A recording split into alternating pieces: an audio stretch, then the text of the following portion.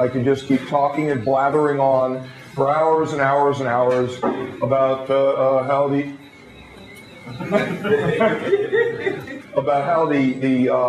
immune system functions. That's not our purpose here today. There's something larger to our purpose here. But what we found out was this. We found out that somewhere near the back of the room, there was a small group of individuals who bear a belief system. This belief system comes from another nation state, from what we're hearing. We've heard that this happened from two separate individuals. One individual told us about it who lives here in Switzerland, and another individual told us about it who lives in France. And there were independent pieces of information which came to us. And we said, oh my God, a belief system. We were talking primarily about the science of the issue, not a belief system. This would be like a Christian telling a Muslim that they're wrong, or a Muslim telling a Christian. That may be the way that it was perceived. And it was never intended that way. We were speaking only for the science of the issue. And what we just like to say is that to those individuals, even to those, what word did they use? Bullshit, did I hear? To those individuals who courageously stayed, and this is why we invited people up onto the stage. You're the center. Center of a great mass of people that has no specific center aside from hopefully love. You're the center of all of this, not we. We are simply, well, we drew that straw to do what we're doing. And what we'd like to say to the individuals that courageously came up to the stage is wonderful. Thank you. And to those that we promised that we would put your letters on the front of Eagles Disobey, we will, when we get home, we'll get them scanned in and get them up as is. No changes to them. You have a right to have your say, and that's why Eagles Disobey exists. To those individuals who labeled, acted fearful, acted angry, God bless you, and God bless them. God bless you in your belief system, and we hope you have long and happy and healthy lives. What would you, we have no real, I tell everybody, we have no real plans here this morning. This is up to you. What is behind us here is something which has never been broadcast to the people of Earth before. Have we? We are streaming, yes. It's alive. We're all on here. Yes. Tell us about the phone call. I know, I think this recording, it's just to include the people. Yeah, I almost got out of it. It's not even 10 o'clock. All right. Let's wait just for a few moments to give the rest of the people who are intending on arriving. And I would like to. Thank you. Maybe those present who know the individuals who are arriving can help us. We plead to pass on the information that we've already provided, our feelings about these issues. We'd be grateful to you all. Who wants to have a couple of minutes to work around 10 o'clock to work with we start at 10 o'clock. I'd like to have 2 minutes. Sure. Just to let the phone and To speak with these individuals? yes. Oh, sure. Just essentially. Very fine, very fine. We'll wait until you're concluded with that then, and then we'll continue speaking. Absolutely. didn't realize that it wasn't 10 o'clock yet. I So, realized, I just started talking. we're going to, yeah, we're going to hold back just a little bit because there are still some people coming and we want to make sure everybody gets in and gets seated. So bear with us a little bit. It's going to go. To those looking at my strange driver's license, please return it, because even though I don't drive that much in Las Vegas, Marcia does most of the driving. We really need it. Yeah. Please give it back. So we're going to wait just a few minutes, and then Ruth, I understand, wishes to speak with everyone here, and to those listening on the internet, hi. We'll just kind of pause it. all right.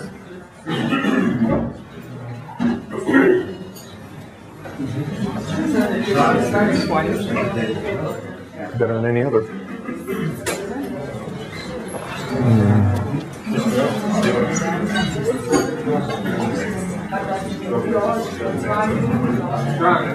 You're going to taste the problem. Yeah.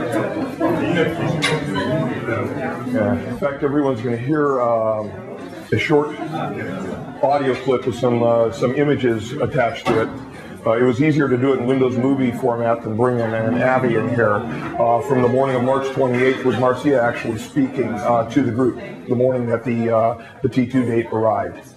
You're going to hear some anger at her because we had some representatives of the Illums present, and specifically the Illuminati, specifically individuals who had added my name to the treaty system that ultimately resulted in what you all heard last night.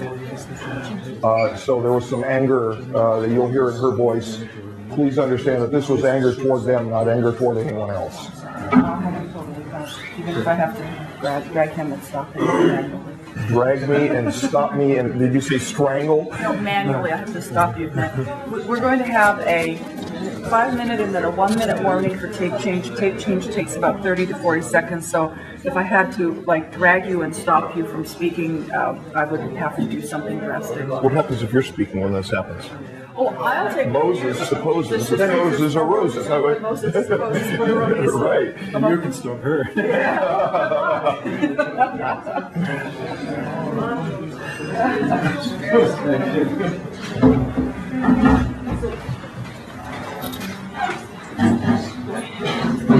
Should we step out? Well, I think it'd be. No, I think she wants to look at all of us. All right. You want to have a seat here? Yeah, I think we will. So, yeah, just move it aside.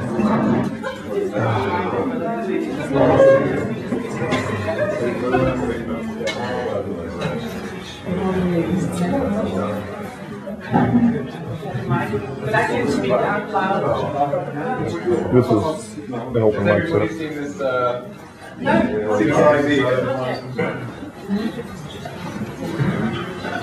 Just pass your credit card. You assume I have a bank account, dude? Speak to wife, she handles money. We are very much looking forward to this workshop, and I'm not going to stop you very much. That's fine. That's fine. I would Blue light like is to unacceptable invite anyway. you to take 2 minutes just to get back to yourself, back to your inner center, back to your energetic flow in your body. Because sometimes we get so much into our minds and so much into ideas and so much into emotions that we get drawn away. So let's take a minute to get back and start in a place. And I want to give you a sound that might help you to come back.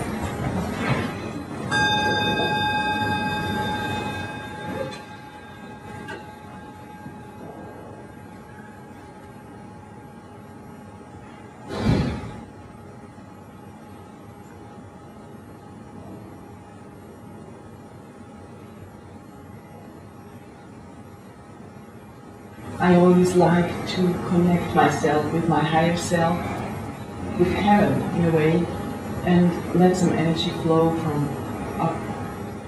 from the third eye to the toes and to the floor, and let all the heaviness run out into the ground. so that my spirit can take over, that my higher self can take over, because this improves the quality. And we are all friends up there, not fighting.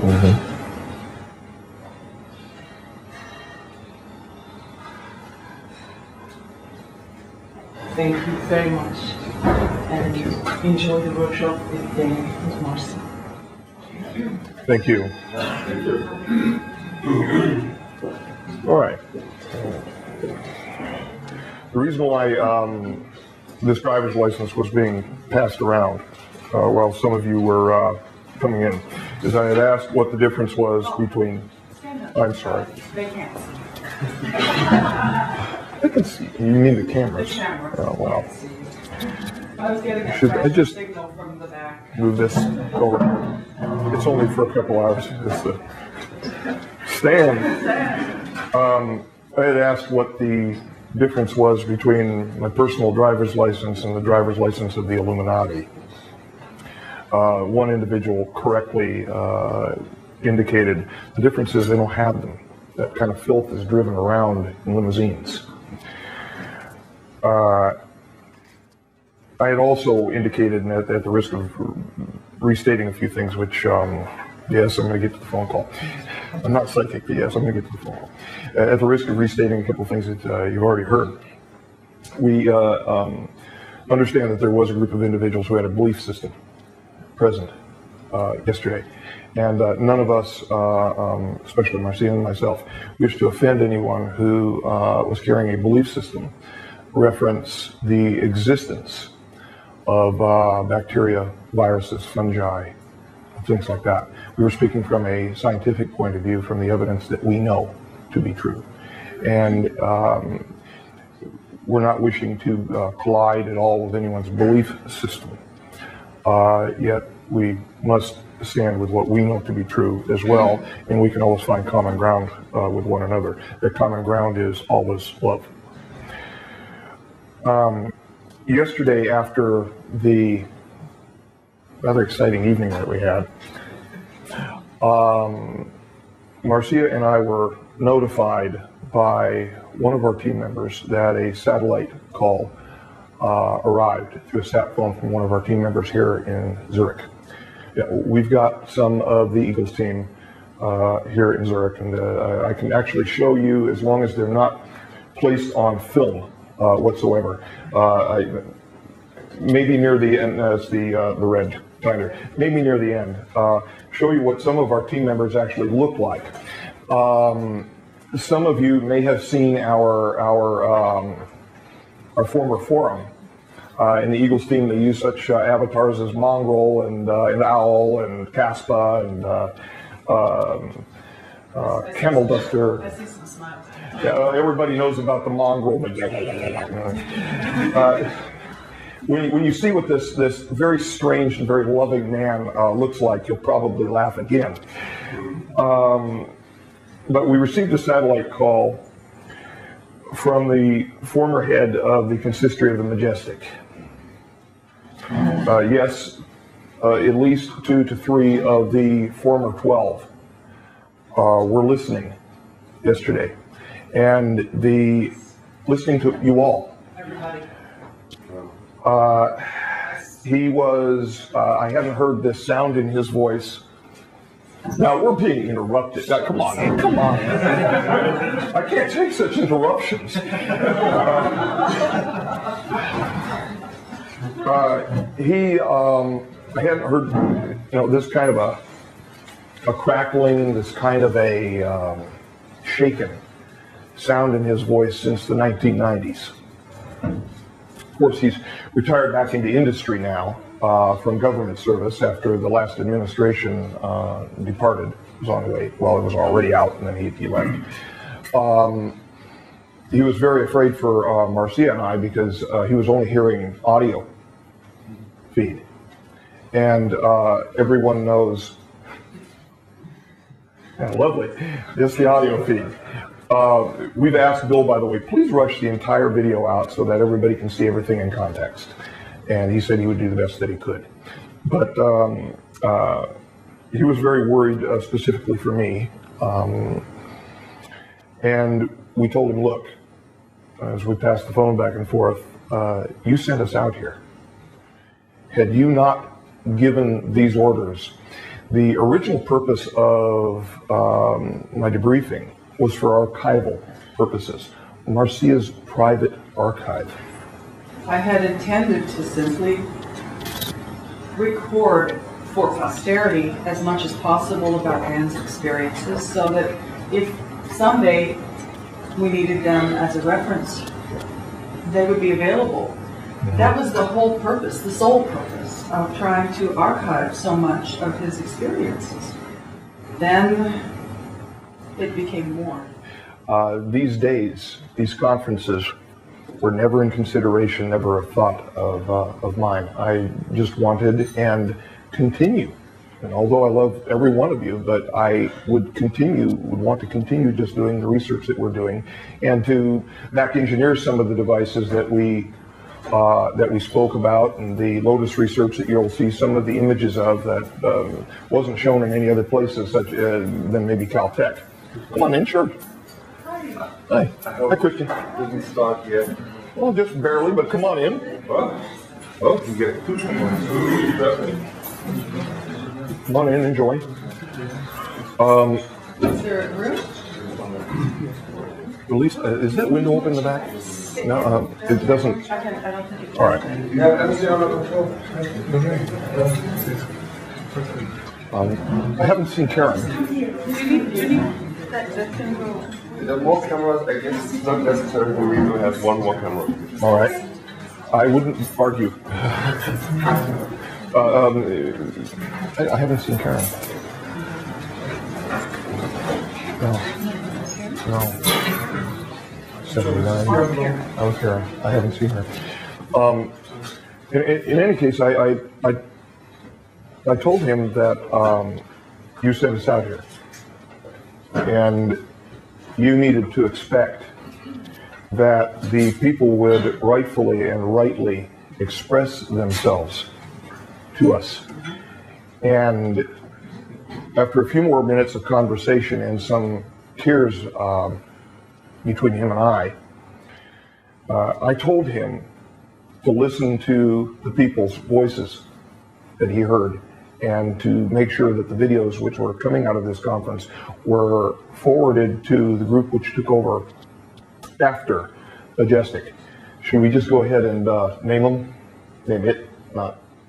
The group which took over, and this is going to be a very big problem because this is streaming now live. It's being maintained for public record. The new group which took over after Majestic is named Scion, S-C-I-O-N, not S-I-O-N, as in the Priory of Sion. No. S-C-I-O-N, which means a transplant, such as a transplant when you would transplant a shoot of a tree onto another tree. It's called a scion. It's a biological term. It's a name alike, but it's a spelling difference. They had asked Marcia and myself for some suggestions for names. And that actually, biological term, that term actually came from me. And it was adopted as such. Now this statement, which just went live over the internet, is now out there forever, and it will cause serious military industrial complex problems within the shadow government, even in our own country. But again, you have the right to know. An individual yelled out last night, "Tell us all you know." That's a little different. I can tell you, as we would proceed over the years, everything that I know and I understand and I've been educated to understand, save those future issues that it's truly my conviction, my heart, it should remain silent. Those issues about a potential future, because I truly believe, and I hope you all believe this as well, that we're going to write our own future together. It's ours to take. That's the birthright that I was speaking about yesterday. But the upshot for this conversation the upshot for this conversation was that there was a question of whether people were capable of handling disclosure. That's why essentially we were sent out with the orders we were sent out with. I think it was testing the water. We told him Yes. that these people can't take it. They can handle They it. can handle this. They're strong. They're powerful. They're not afraid. They're not afraid to get like that with us. And we're not afraid to talk. These people can take this. So take that back to the powers, the new group, and say, think about this and make sure you make the right decision. These people can handle this. I've got to tell you, we just say, yeah, please. I would like to know the background or the reason why Majestic has sent you out for this disclosure. That's normally not in the politics of this book. Is that correct? No, it is not. This argument, which culminated in 2002 inside the Committee of the Majority, which was a cover committee over the Majestic, resulted in the Majestic literally fraying and falling apart. The reason that we were sent out is because Looking Glass data actually showed that a rise of consciousness in the world's population prior and during this period of transition could actually benefit in our survival during it. So that's why we say we're not the center of this, you are. It's everybody who's, in my humble conviction and understanding, just save the world. Yes, sir. Isn't it more the point that they're fearful of not whether people take it, but for their own safety? Oh, absolutely they are. Yeah. Absolutely they are. I have rudely called them gutless before and spineless, and have been in text and in record and even in interviews labeling them Because they ran as away. such. They dumped. They still were. They still were as of last night when we received the telephone call.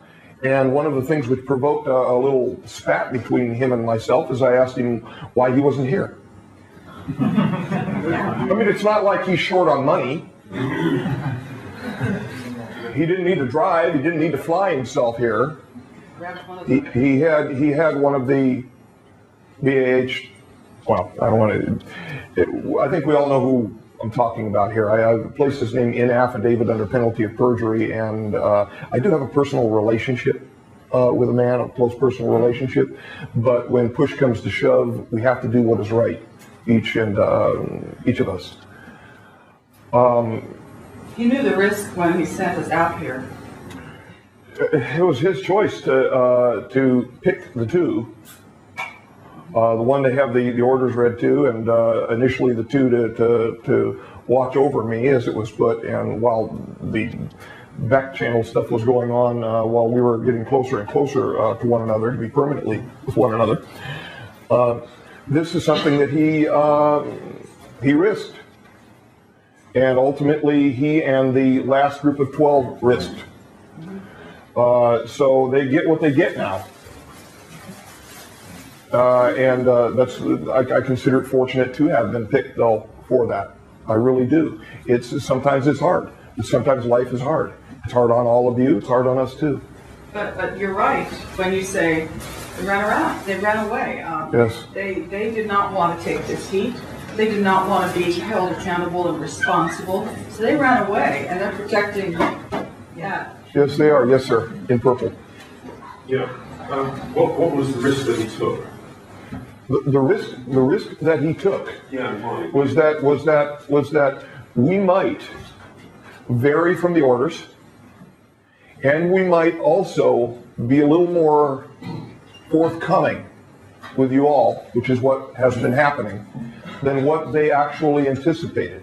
Now, I've gone on and on and on, and when I start speaking, with the official I had the tie on and all of that garbage, and like I said, this is us.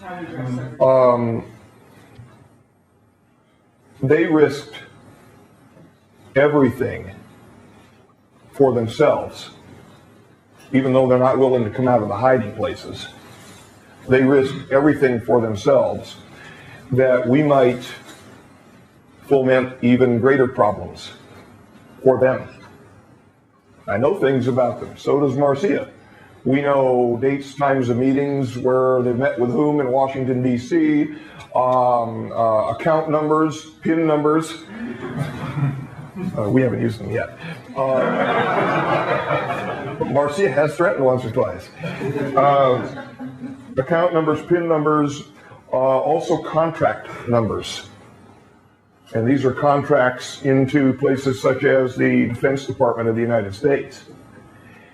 And just the mentioning of the name is going to be a big enough problem for them. Oh, well, like I said, they took the risk. Why do you think some of the governments and power people, echelon people, love us so much? After 20 years of working with them, I'm no longer a believer. I stopped being a believer the day that they raised the shade in the gallery and I saw Kaela for the first time. My world changed, my universe changed.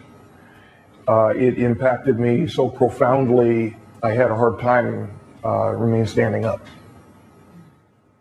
Yes, sir. How is the U.S. government coping with the fact that the country is looking for us anymore to fix appointment to like the presidency or what it is? Like it has been happening in Australia, for instance, with the High Court judge and the Prime Minister John Howard and the guy listening to There are a number of governments across the earth that are shaken at the moment because they feel the power structure slipping away and slipping into the hands of the people. And so be it, and good for us. Good for us. Finally good for us. They had worked for decades with the looking glass technology and became accustomed to it as one would become accustomed to taking a shot of heroin. And now that that is no longer in their hands, they're feeling the withdrawals. Well, my opinion is let them feel the withdrawals like we have to feel every day having to go to work and struggle in our lives. Yeah. There's no sympathy from us on that. I was very ginger while sitting on the stage talking about the components to the looking glass, and that we had heard, that's true, we have heard that the components not only were broken up, but meaning separated from one another, but certain components, meaning the projection device, had been spirited away. Well, not only was the projection device spirited away, so was all of the CAD drawings and all of the general schematics for the devices. They don't have them anymore. Yes, sir. Where they are, I love all of you. I really do. I really do.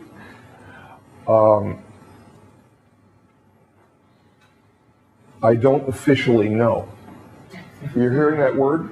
I don't officially know. They can go through their withdrawals and just have to come back to reality with the rest of us. Yes. I know that you said that there was like 50 such devices, if I understand. There were several. Yeah. So you're talking about every each of them, or yes. Just yeah. Yes. See, what happened is they were broken into 3 separate pieces and then combined together by components, such as A, B, and C. All of the A's were placed together, all the B's and all the C's. Well, they lost one of those components. So there are, we know that there are individuals right now trying to back engineer that extra component because they're panicking inside. I'm not talking about the U.S. government panicking. I'm talking about the governments, all of the governments who have been involved in this technology and who are addicted to it. Can I have a second? But you can tell you why. I don't want to press or something, but the question is, press me? Who can steal such a thing, or maybe I don't understand, you can steal such a thing, So I know a couple of guys, who steal bicycles, but Blame it. I didn't know you knew about my history. Blame it on Fulcanelli. Okay. Blame it on Fulcanelli. How did the Q94 document get spirited into my hands? That document, ladies and gentlemen, is quite real. It is a real draft document with all of the errors that Stephen and myself, Stephen Mosto, late Stephen Mosto and myself, could type that day next to the cleric's office. I actually put a CMD for commander instead of CDR in it because I knew that it would irritate the clerk who was typing it. She was very mean to us.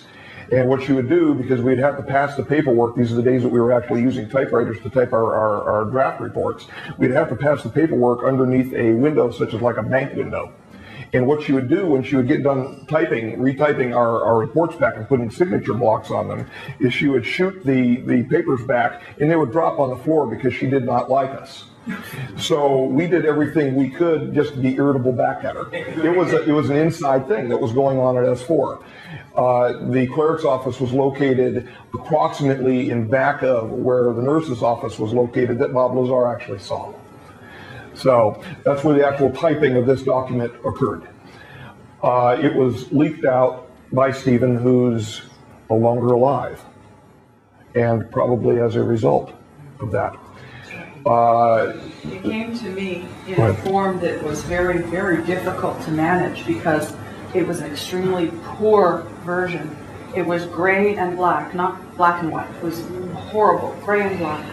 And it was in reverse. So the only way to see it, it was like it had been processed incorrectly. He shoved it through the copying machine in the clerk's office, but how he got it out of S4, I have no clue. I'll tell you something. Things generally could not be sneaked out of that facility. That was a highly guarded facility. We had what was called pan and scan.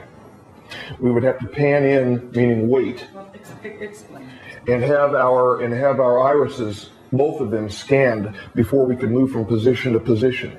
If we went to the restroom and lost weight because of voiding, we would have to repan and scan so that we would be identifiable by our weight and our iris. So those people that say, well, this person may have sneaked a heavy element out of S4, sorry, it didn't happen. That didn't happen. Paperwork, possibly via a courier. Possibly via a courier. That's the only thing I've been able to guess from it. I never got a chance to ask him before he crashed with, I believe, another family member and some friends in his aircraft. They just mysteriously went down. My other friend from up there, Robert Schwartz, he was hacked to death, as I understand, by a boyfriend of his daughter. With a sword. Nobody understands why the boyfriend went. Kind of strange. He's gone as well. There are two original members of the Aquarius team that are alive, and that is myself and the man that I was speaking to on the phone last night, on the satellite phone. Everyone else is dead. Yes, sir. In your experience, what the P-45s ended up doing, keeping to their units, with the humans? Were they humans? No, were they keeping to their units with present-day humans? Keeping to the humans. The P-52s were, to the best of my knowledge. The P-45s violate any agreement that they can possibly get away with violating. They had an extremely, almost a fascist intent about them. They didn't care about the treaties, although they knew that they had to comply with them to a certain extent. And if they could get away with something, they did and do. I'm hoping at this time that the separation of the timelines has been such that they no longer have contact with us. I was going to ask that actually. Because of the separation of the timelines, does that mean that the Orions and the J-Rods will no longer visit them? Yes, as I understand. However, I am in direct possession of information to suggest that they are still on orbit and also near our moon for the purpose of removing heirlooms. Now, I had to suck this up pretty hard last night when David, he apologized to me actually after when we were sitting out here drinking this, starting to drink this wonderful beer. He apologized to me. He says, "I'm so sorry for putting you on the spot." I said, "Why? I put you on the spot." Because no one knew that he had suffered from swine flu. But it was a useful example at the time, because we were talking about something that's so important to all of us, and that's our health. And so I know he's a giving and a loving and a wonderful and very bright man. And so I took that chance at that moment that his heart would extend that direction, and it did. And then he took that same chance back at us. Yes. The reality of what was going on, if you'd like to know, when I was on board in '73, after I had been abducted at Mayboyer Park and came into contact with the former MJ1's son, who passed away on board, that son was already on board as a collateral heirloom. Collateral, as in, I want collateral for a loan.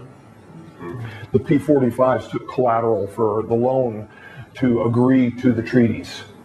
Well, that same collateral, after I accepted the final orders, I was informed that same collateral was then in place for me,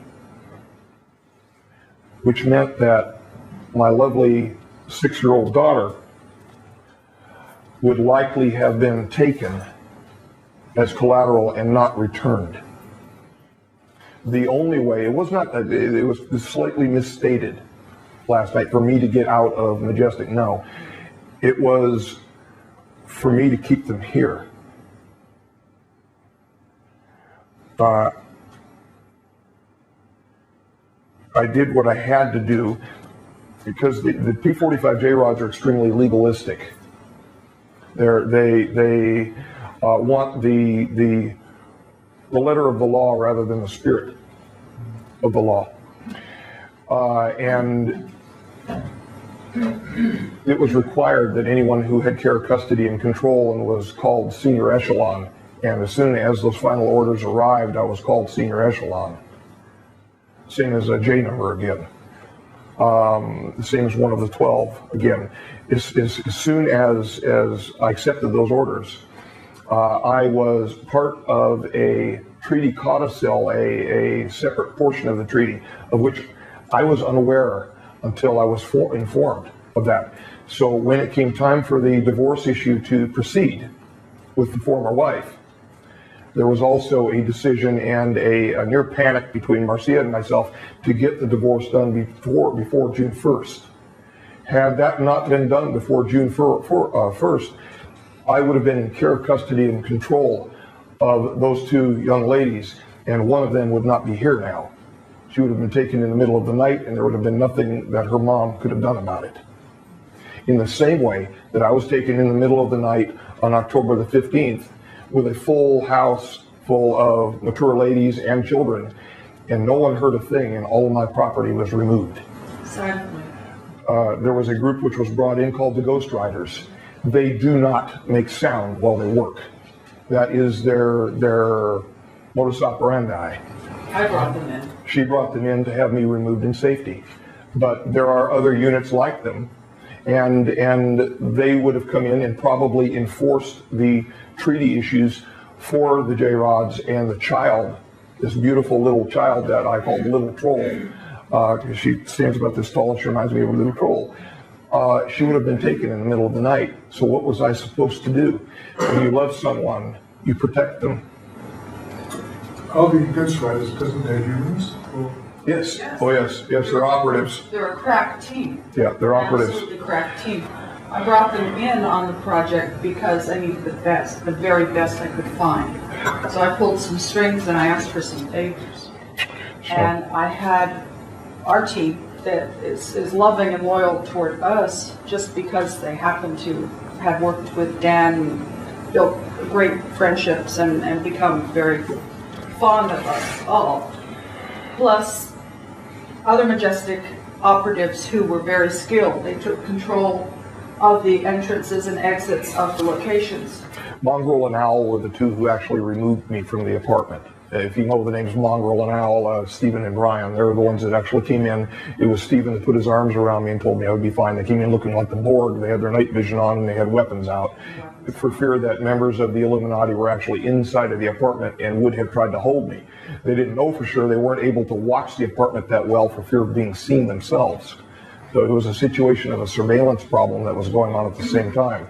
So they came in with full armor on, automatic weapons out, and extracted me in silence, relative very silence. Quietly took him into a van, and then the Ghost Riders came in, and in absolute silence removed personal property, extraordinary amounts of personal property. The 20-year-old. The 20-year-old who was the 2-year-old child of Deborah, when I married Deborah, she actually came out into, as I understand, through the living room and into the kitchen, wearing a nightie, got herself something to drink, something like a Coca-Cola or whatever, and the Ghost Riders were in the living room at the time, and she never once saw them or heard them. And she's a pretty perceptive young lady. 15 feet away. Yeah. They're very good at what they do, and I was happy that most of the property was removed because most of the property that I had in there was all of the Lotus data. The Lotus research data, the CDs and the background data, the tapes. And we've got hundreds of them. Tapes, hundreds, thousands of images that had been produced over the research, plus items of personal property that had been passed to Dan through his family members. My important hat. His hat. By the way, his grandfather's camera. Things like this that are irreplaceable were spirited out and placed under lock and key in various locations under various I'm looking for vaults something here to protect them. to show them. I was looking for the card from Grandma and Grandpa, but I'm not finding it. That's fine. Is it in here? Not here? No. So these Ghost Riders, are they exerting some sort of cloaking? Oh no, they're just No, they're trained. They're trained, I'm not seeing it. talented, That's fine. and experienced at doing what they do. After this experience, by the way, we went up to one of nature parks near the Alps on the first day in. We got some Swiss patches. I have never since I've had a now Los Angeles Angels baseball hat on since I was a little boy. In fact, I had one on the day I was abducted. A different style, at the time, but nevertheless it's the same team. They were called the California Angels at the time. But I have never had anything aside from an angel in the center of it. I do believe in angels. I think it's because the angels believe in you. I'd appreciate that. Well, we got some patches, but after this experience with you all, for my entire life, I've never placed anything aside from my name inside my cap and this angel on it. I'm going to put the Swiss patch on my hat. Yes. Oh my, that looks like a block A. It is a block A. May I? Thank you. Would you like to? Yeah. Would you like to trade? You trade? Yeah, I don't mind. Thank you. See, I got the block A. Thank you. I got the better deal out of this, you see, because the style of the A. The style of the A in 1973 was approximately the same style. You'll see little picks out, little stylized picks out on the side of the A for the more recent baseball caps. So this will be my new baseball cap. What a treasure. Thank you. Yes, thank you very much. We may have to place a sizer in it. Let's see here. Well, I don't know, I can wear it like this. We placed a sizer in it, but this will be my new hat. Thank you. Thank you very much. Fabulous. Fabulous. Yes, sir. Just a question on the style. I bought it last week. I bought it last week. It's the style of the egg that's so important. I know. Yes. That's why I just had to have that. Sorry. You don't mind Inside trading? it says 50. It does. Right? It That's does. my age. Right? I was born in 59, and that's written inside as well. It is. It is. Wonderful. Would you sign it for sign this? for us, please? Would you? So I can carry your name in this. I won't tell anybody if you don't want it known or anything like that. If you just Can you sign one? I believe I already have. Let me see if the name.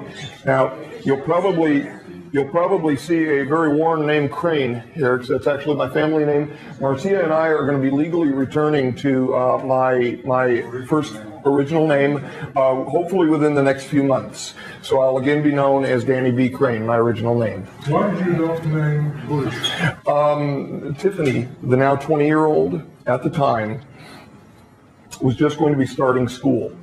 And so in 1995, I changed over to the name Burisch because her biological father obviously was not present. And what we did not want to do, because Deborah at that time was carrying the name Crane, it was Deborah K. Crane at the time, we did not want her to have questions asked her at school. So what we did, because she was carrying the name Burisch. Deborah was your daughter. No, Deborah was my wife. Tiffany was my daughter. Tiffany continued to carry the name Burisch at the insistence of her grandmother and her grandfather. Her grandfather has now passed away. Her grandmother is still living. Yes, it was Burisch. And she had the name Burisch. However, the wife and myself had the name Crane.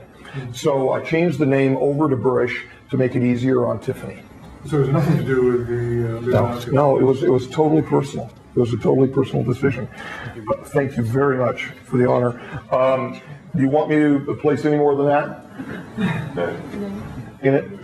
That's fine. All right. Yeah. Thank you very much. I got the better trade. I was about to ask you. Yes, sir. The split in the races between the Orions and the J-Rods. Yes. By the way, as a slight aside, how did the name J-Rod go in? The name J-Rod was originated through communications between multiple J-Rods and a unit called Sigma. This was the Communications and Linguistics unit, which was working for the Majestic. What he did is he identified himself as a number. And how he did that is he picked the J, which is the 10th letter in the English alphabet. Mm-hmm. They know what the J looks like. What do you want me to do with this? They picked the 10th letter in the English alphabet, which is J. So it was 10 or something. That was 10. And he pointed toward an inertial bar symbol, which was also in the teleprompter system in the Queen sphere, which was it looked like a rod or an inertial bar. To him, that meant 5 because it was a combination involving the Mayan number system. So 10 and 5 was 15. The name J-Rod simply means 15. He identified himself as coming from a base, a temporary base, 15 light years from Earth. That is the origin of the name J-Rod. And I have a question about the looking glass. Is there an explanation why the looking glass could not see beyond 2012? Because there was, It did. It did, or was it the time focus? There was something I something read. No, there were views that went up for several hundred years past 2012. David said it turned white. That the looking glass turned white? Maybe he's talking about the Orion Cube, because there were some issues involving the Orion Cube. But let me explain something here for a moment. It's something that the listeners on the internet may want to hear as well. We had mentioned about the INRI cross of Henday. In code cross, should we pass, now the first two numbers for IN add up, just so happen to add up to 60. which was the number of years that Majestic existed, leading us toward what was called the Shar. It was 50 and 10, as I understand, and then 200 and another 10, INRI, or 10 and 50, and then 210. May I ask a small question there? Sure. That is the Kabbalistic approach that letters have an associated... That's gematria. Okay, but what I know is in the Hebraic alphabet there are no vocals. No. Vowels. The Nikud is a vowel system added to that. Okay, thank you. Can I continue with my... I'm not a linguist, though, please. Can I continue with my... Sure. Sure. I want to know, because the catastrophe is supposed to have happened right about now, in timeline... Yes.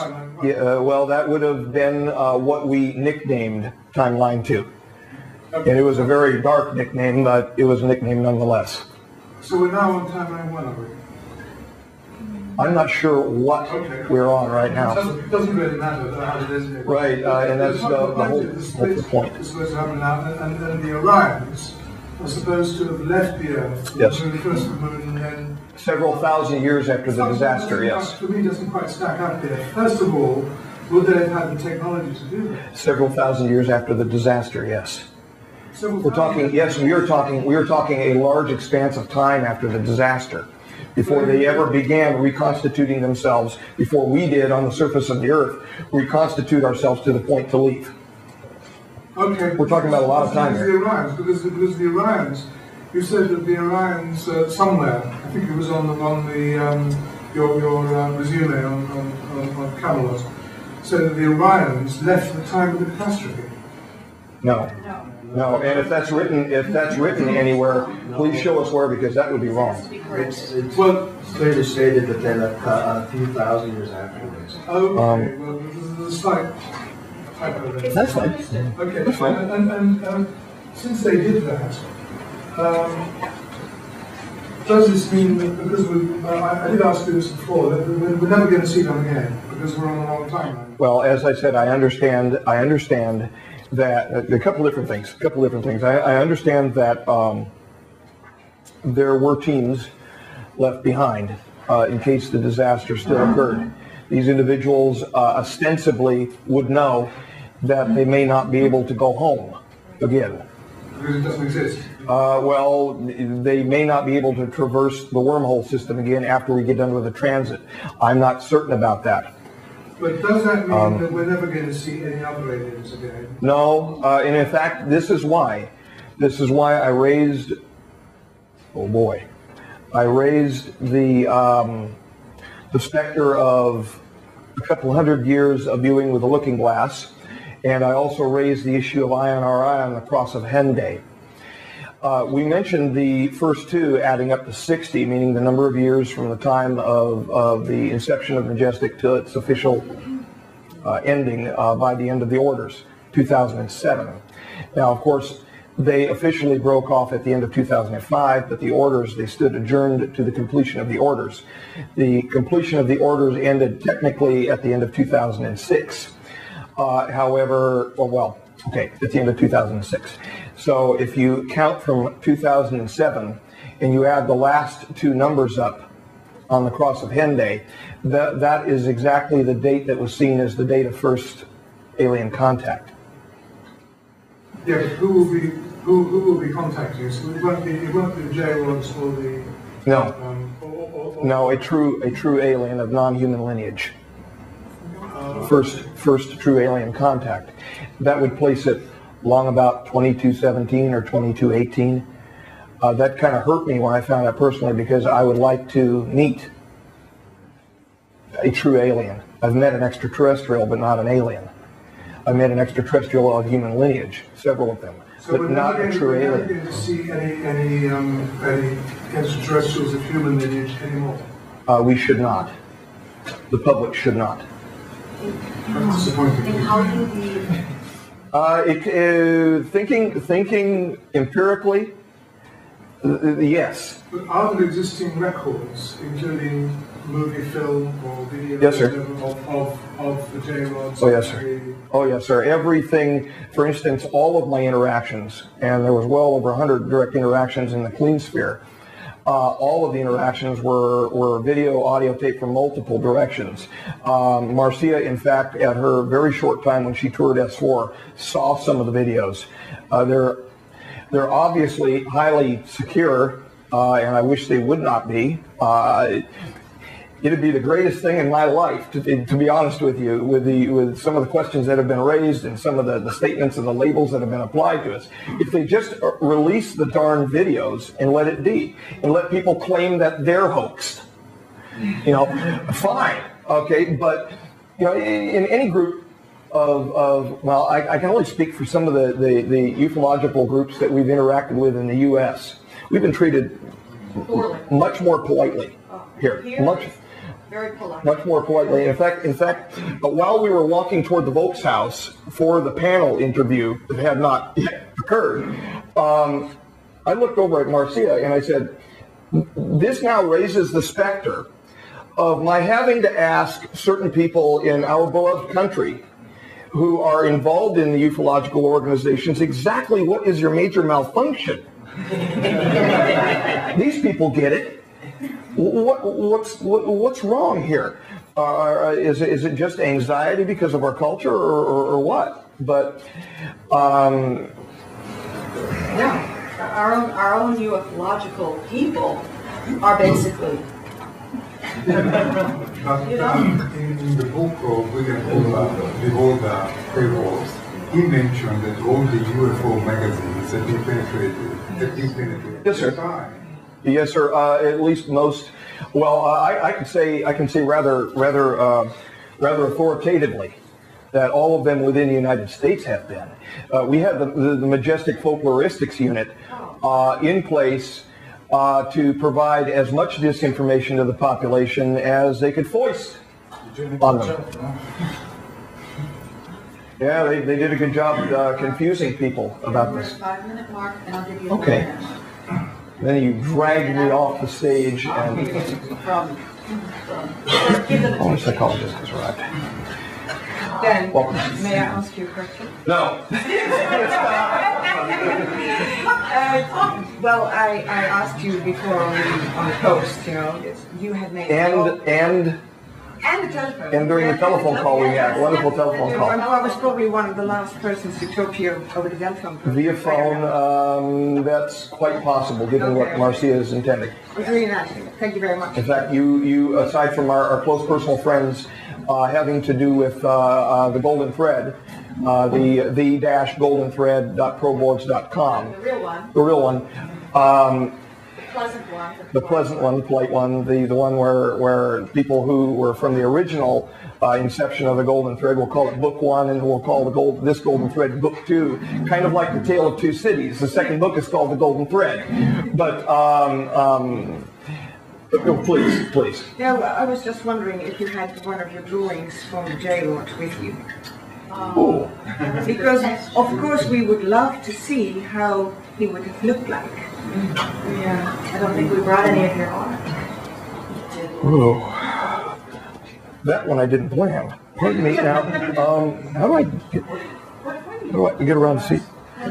Can I see it from this side? Oh, all right. Yeah, I was warned though about the barrier. If you could return to, I'm not certain if I have one here or not. If not, we will we'll put an image up on the front of eaglesdisobey.net for everyone to see. I've done a one-hand drawing, and I've done a couple of computer graphic drawings. These are the What is all this stuff dossiers? that's currently going around about Let me just look here for a moment. aliens being made in 2017? Well, that's what is encoded into the Cross of Honda. Yeah, but Dan just said that the first contact would be Some 2200. 2217. Maybe I misheard you. I'm sorry. Well, people are saying it's 2017 contact is going to be made. Really? But Dan was just saying 22. Well, I'm saying the well, in my opinion on this is that absolutely it could happen. That's my opinion. Being that we're on a path that we do not know, who knows? Yet this was encoded via J-Rod contact. So that encoding, even the encoding on the cross of Henday, it says that there are 2 catastrophes. Well, we've avoided one of them already. So why not the second catastrophe being avoided? And why not the date of first contact, which was indicated on the cross, be avoided as well? It makes perfect sense. It may be shifted because of all. No, we do not have. We do not have one of those images. Krista, I'm sorry. It completely derailed the encoding because it was based on their history. Whereas we have made significant changes now and made changes in the catastrophe. So we're on a new path. It could. We are on a completely new path. Yes, I am hoping it happens. I want to see it. I want to see human beings on Mars. Obviously, we have a certain fascination with Mars. When we get back, we'll show some images too. Just to make it clear for me, once we went to a new timeline, everything has to change. I mean, how is it possible that still some things from the other line can pop up on our new line? It's like, well, this is reality, reality as I understand it, Stop. They are going to see this hand on me now. We're out. We're good? All right, thank you. Could I have you please repeat your question? All right. All right. The question is that once we decide we have changed the timeline, it's like changing a railroad track. We go to a different direction. So therefore, I don't quite get it. How is it possible if we avoided already one catastrophe? So we are already on a different track. How is it possible that still future events kind of pop onto the next track? Right. I don't personally view it because of the contact with the J-rod that they are separate physical Newtonian tracks. As in physical, if I drop this, it's going to move toward the center of the Earth. Newtonian tracks. This is more a quantum issue that has actually leapt over into our reality. That our reality is actually a multiverse reality. Yet the transducers that we have in our heads are allowing us to see only one of the universes. In other words, as he understood it and told me, which was quite mind-blowing to me, that when we pass away and these transducers are no longer functioning, we then become part of the multiverse. And so we find out that all of our other selves, even all of the other parts of ourselves, and everyone else are all together in one location. That's the unity which is underlying the system of reality, as he indicated. So things can phase in, things can phase out, and we may be looking across several timelines at one another and maybe actually reducing by agreement with each other while we're on the other side, reducing by agreement with each other what we're willing to accept as reality. It's a rather complicated thing, and if you don't understand it, you're right with me, because I've been trying to understand that as well. Yes, sir. I'd like to make a comment. Yes. I'd like to make a comment between the different dates, 2017 and 2018. Yes. It could be there exists footage, and nobody's aware, or very few people are aware of parallel worlds. What? Parallel worlds. Parallel? Oh yeah. There is footage of that from the Orion cube. This cube, which was given to Eisenhower in 1954 as a gift, which was an exchange of technology at the inception of the treaty process. Depending upon the user, that gift, you could have some influence on your personal disposition, could cause what you were seeing to differ because of the probabilistic nature of it. And there were parallel issues seen which could not be subtracted out as just probables of us here and now. So, in fact, that's probably substantiated what you're suggesting. And that also was a quantum over the horizon looking device. Do you think people are ready if this video footage had to be released? Would the people be ready for it or not? Given what I saw last night and what I saw here today and even the night before, the answer is yes. Now, this gentleman back here has been very patient. Oh, another question from our friend. Yeah. No, that's great. We're looking at a 4-minute window to a break. What you're saying is pretty much same what I was saw on the internet about Michio Kaku, and he says that there's a multiverse of universes exist, where every possibility in the other universe exists. So means that you have today this shirt, but in other universe you choose other shirt. Yes. In other universe you had coffee morning or don't have coffee morning. Okay? You know. Oh, well, wait a minute now. I wasn't up here a whole lot. That's what I want to ask. What do you think about that? Yes. Yes. So that I absolutely can accept that within my personal philosophy. So that explains that some things from the other timeline can be true in this timeline. It can phase in and out, and I think that by agreement, given that there's a unity underlying all of reality, we may have agreed to be, as Bill said, on this adventure together. And that is a really cool thing. I look at it a little bit differently, and I'm not sure if this makes sense or not. Facets. But I'm seeing it as facets. Look at a big gemstone, and you cut all these beautiful, beautiful facets in the big gemstone. Beautiful facets. And every time you look into the gemstone, it's a little bit different. Now, how you look into the gemstone is how you see the gemstone, but it's still the same gemstone. So maybe we were looking at the gemstone here, and then now we've made changes, and now we're looking at this section of the gemstone. Same gemstone.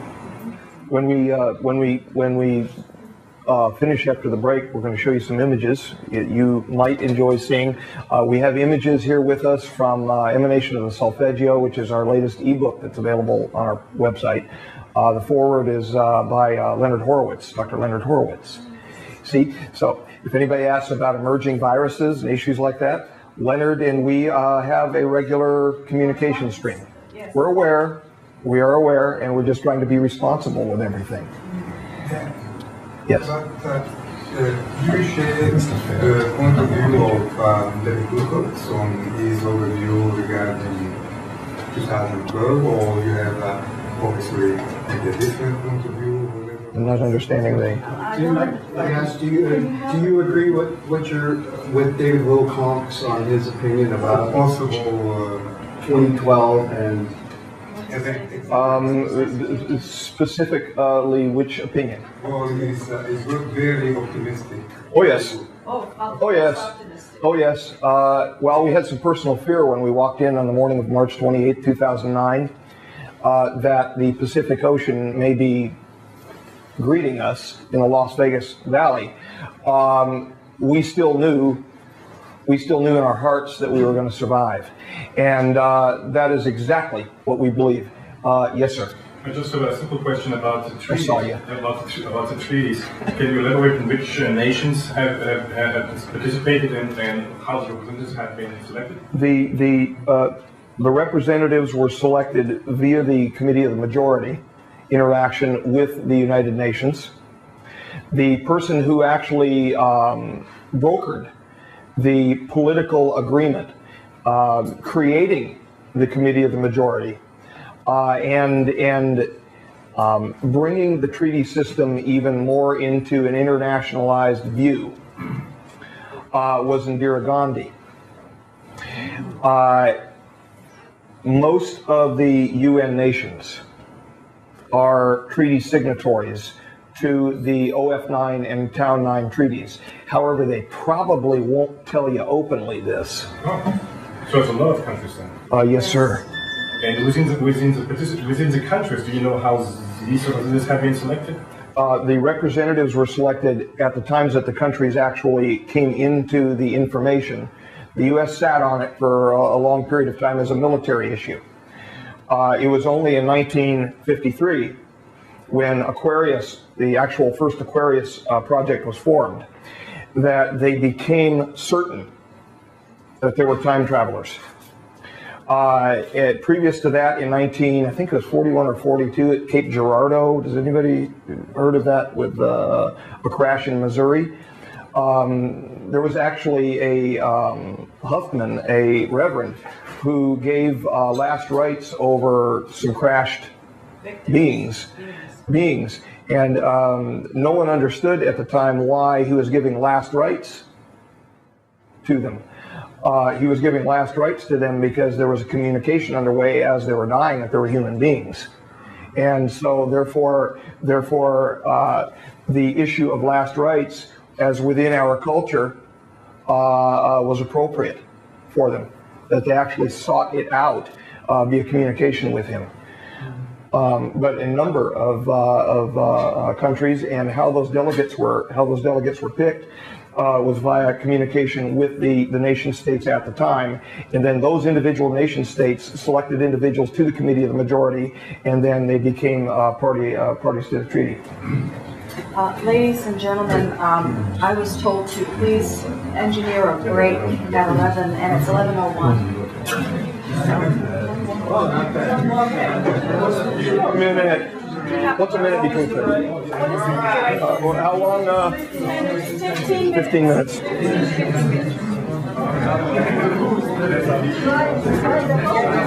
Yeah, we said the images.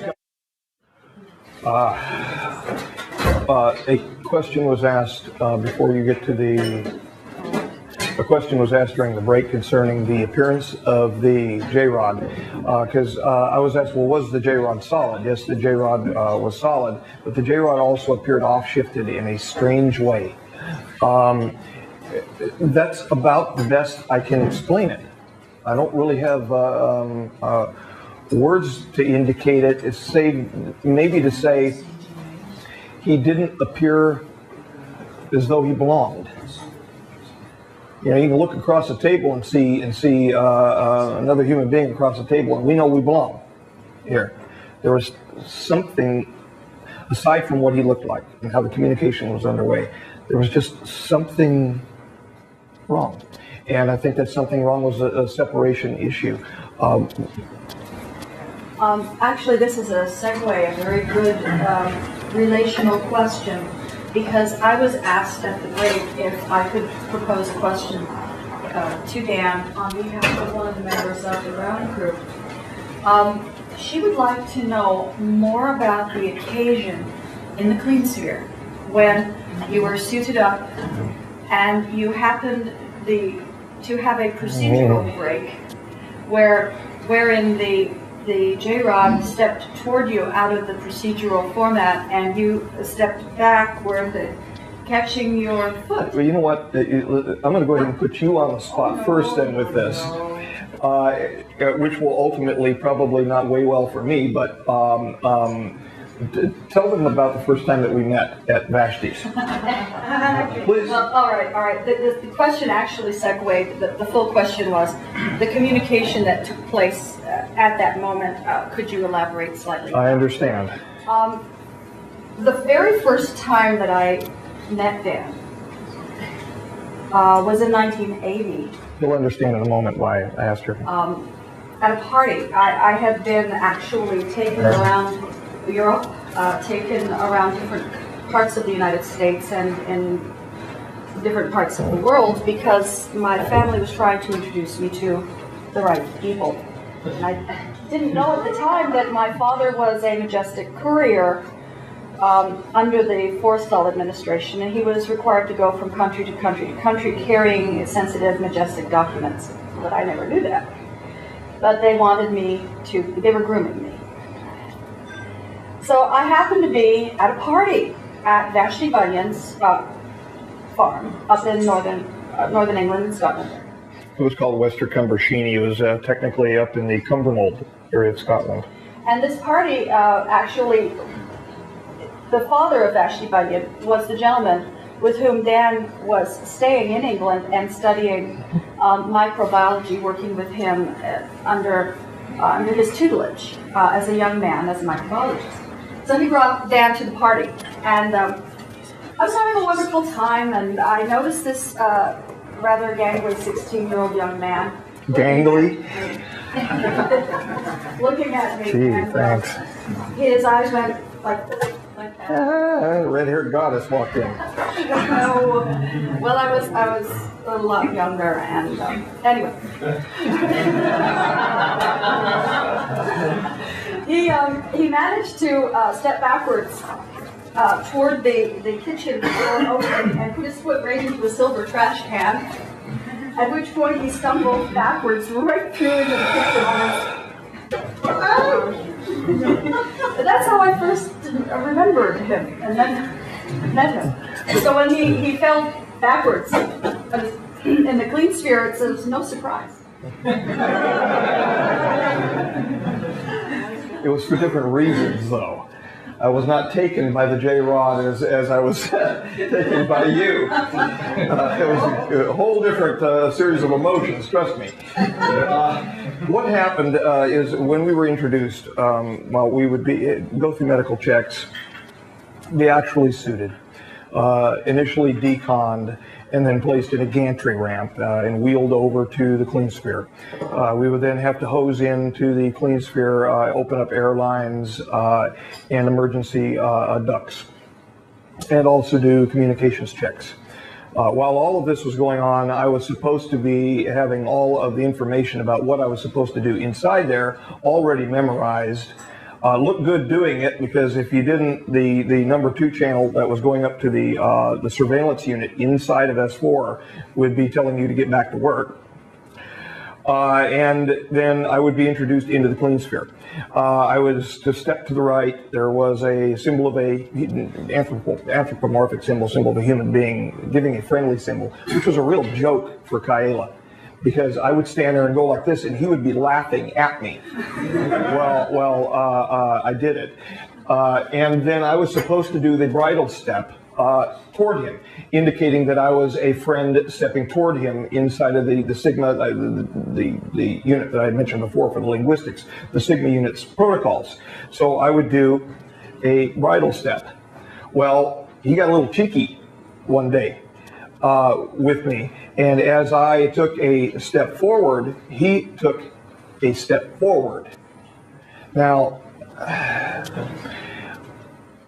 I kind of suppressed my emotions about it at that point, because no matter how friendly he was with me and that I was with him, and even unbeknownst to Majestic in there in the operations team, how much we were talking amongst each other, he was still who he was, and I was still who I was. And he was handling who I was a lot easier than what I was handling who he was. I then summoned my guts up and took another bridal step forward. And when he stepped forward again at me, still laughing at me, and I could hear him laughing through me as I kind of felt like I was falling toward him, I panicked. I had this visceral response. I panicked and I stepped backward. As I stepped backward, I hit either my right or my left shoe. I don't remember which, to be honest. However, that video, I hope to God, is never played. But I stepped backward and caught one of my heels on one of the grates. As I did so, I fell over backward. Now, I was in a very unwieldy suit, in a suit which was slightly too small for me. I was in a woman's totally encapsulated, essentially moon suit. I'm not that big of a guy. And the only thing that would fit me, the only total encapsulated unit that would fit me there, was the one female biowarfare suit that they had. So they would fit the bell on me, and it was slightly too short on me, so the bell would actually press down on the top of my head with a ring on the inside of the bell, and it was actually painful.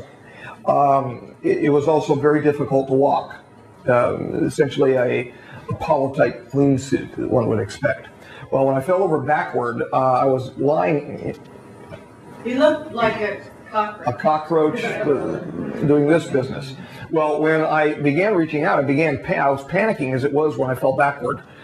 And I began stretching my arms out, trying to right myself. At that point, he continued to step toward me and actually walked up onto my chest. Now I'm in a worse panic. But he began to entrain me and raise the hertz level that he was entraining me with to begin flooding me with the enkephalins, the opiates, which to calm me. To calm him down. To calm me. In his own body. Now, I knew at that moment that I was okay. Well, you get enough opiates flooding your brain, you're going to think you're okay anyway, no matter what. But I felt fine. And then I was listening at that same time between channel 1 and channel 2, flipping back and forth inside of the bell because I could hear it literally ringing inside of the bell from my earpiece, that they were preparing to change the pressure inside of the clean sphere to harm the J-rod. That is how it's a process called intumescence, where they would actually cause pain by changing the atmospheric pressure. You know, if you fly, your ears might hurt. Well, they can change the pressure enough to cause extreme pain through the body, and his body was of less density, and I don't mean as some people have described third, fourth, and all of that density. That's a little bit beyond my understanding, as in mass over volume density, physical density.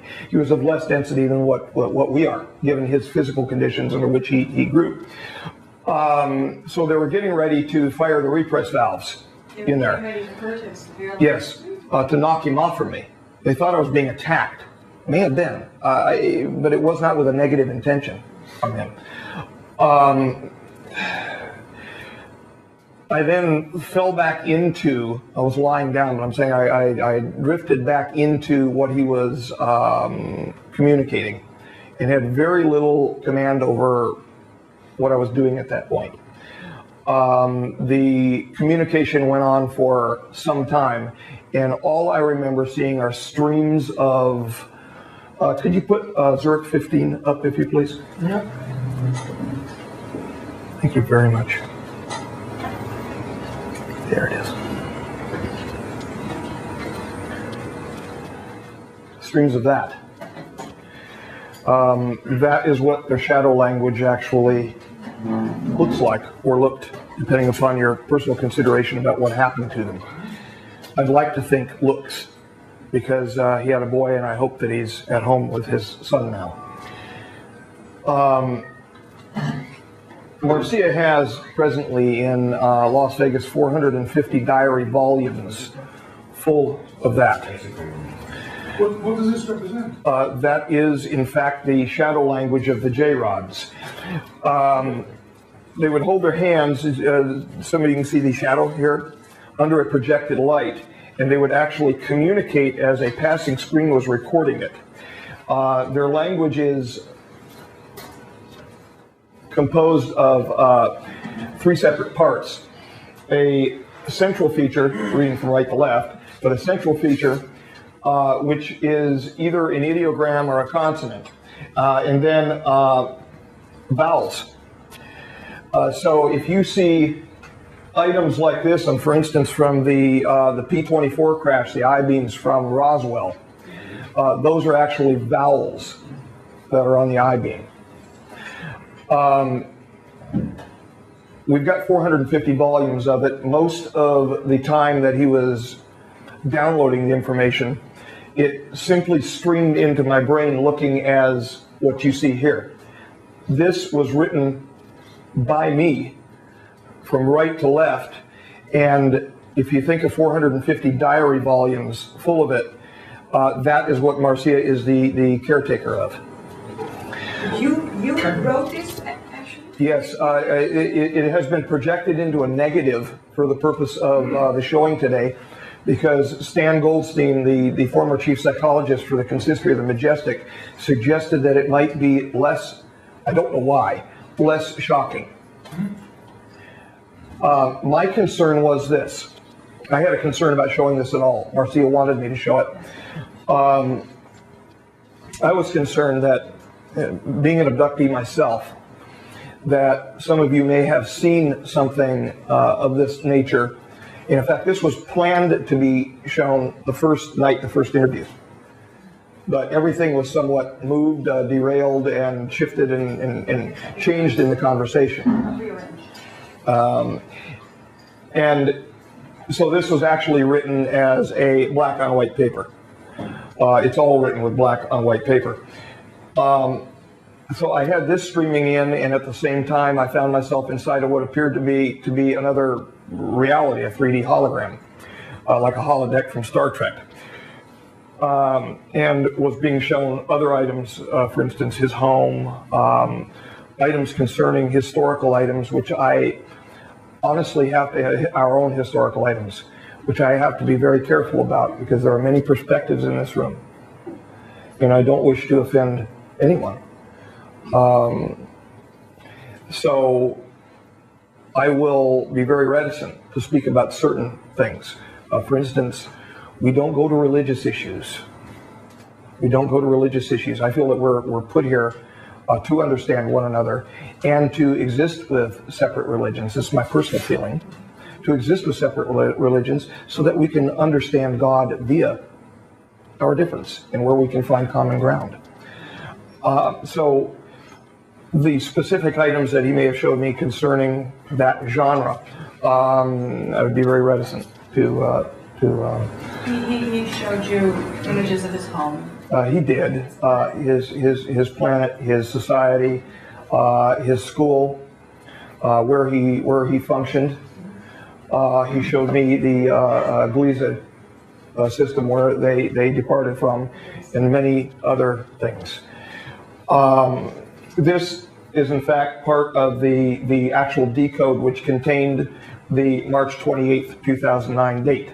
It was cut off because the line just continued. So I took it where it mentions March 28th, 2009, but I should not, and I beg your forgiveness, I should not say where it says March 28th, 2009 in it. That will provide a potential for linguists' primer as to how to read their language. Now, if they have been part of us but were separated as a partition from our species, this language may never officially exist, even though you're seeing it.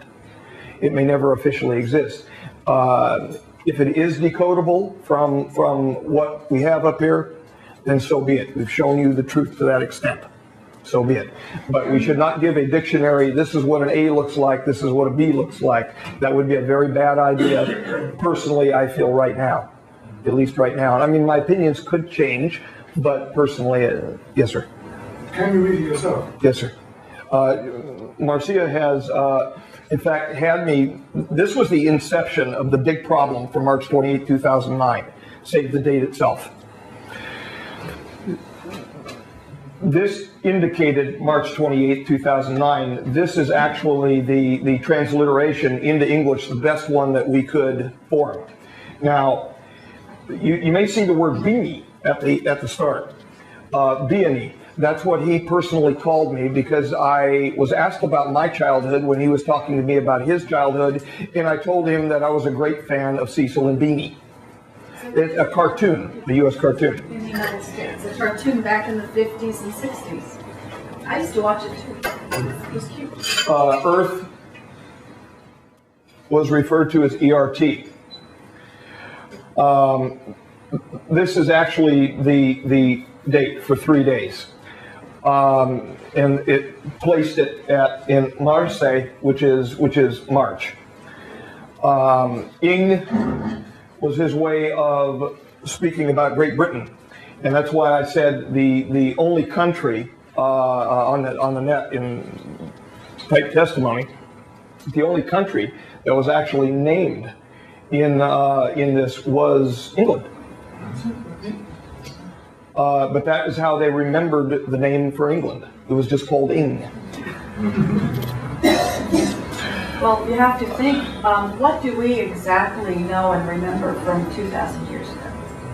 How much do we, I mean, we weren't there, so how much do we really remember and know? How about if you were to try to remember what happened 52,000 years ago? How much would we know for sure and remember? We would have our best bits and pieces of it. I think it's the same type of thing. And this was the greatest concern. Too. The greatest concern for us was March 28, 2009. We're talking a 52,000 year difference. So does this describe catastrophe? Yes. In fact, it says, join no more sea. a specific indication concerning the moment of the beginning of the catastrophe, which would result in our partitioning. But the thing which gave me hope, great hope when I read it, was time ancients, that's us, the cavemen and women, time ancients must decide joining. And that's all of us. We have to decide. This is up to us.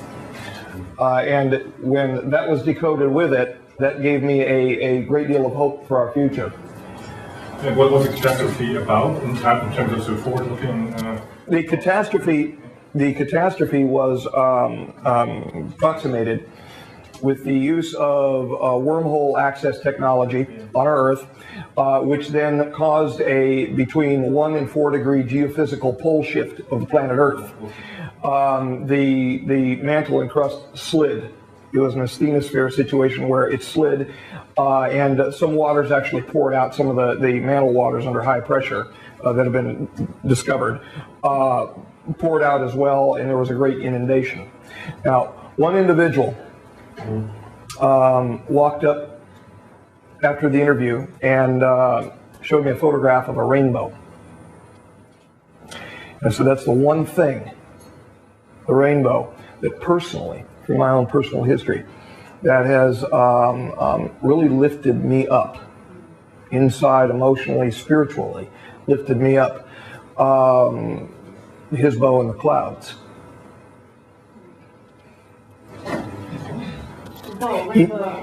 We were promised in the Hebrew holy books that we would not be destroyed by water again. And that the evidence of that promise was the rainbow in the clouds. That's what gave us great hope. Great hope. So anyway, the download, the majority of it looked and looks like this. And so Marcia has had me decoding now, slowly moving through the books and decoding the diaries. I didn't know what I was writing when I wrote it. It was simply shoved in and then pushed back out onto the papers. Were you translating when you wrote this, or were you talking? No, I can go page by page, only somewhat now. It's starting to fade. Let me give you an example. I can only remember so much. When Dan reads, because of the way that his mind is wired to function and design, he does not read so much as memorize. For example, when at one occasion I needed to go to a certain image in order to facilitate the research, I asked him if he could remember what book it came from, and he went, the book name, the book page, halfway up the page, located at this shelf, over to the right, this level of the library, there. And he did that. I went, huh? I went there. I'm not special, I'm just different. I went there. I went to the book. I opened the book up. I opened up the page. There was the image. Now, perhaps these ladies and gentlemen would like to hear you on the morning of March 28th, 2009. Now, I had previously indicated, I'm not sure if this was before everybody came into the room or not, that you might hear some mean tones out of Marcia. We had people that were present who helped sign the treaties. We lured them, with them not knowing that March 28, 2009 was the date.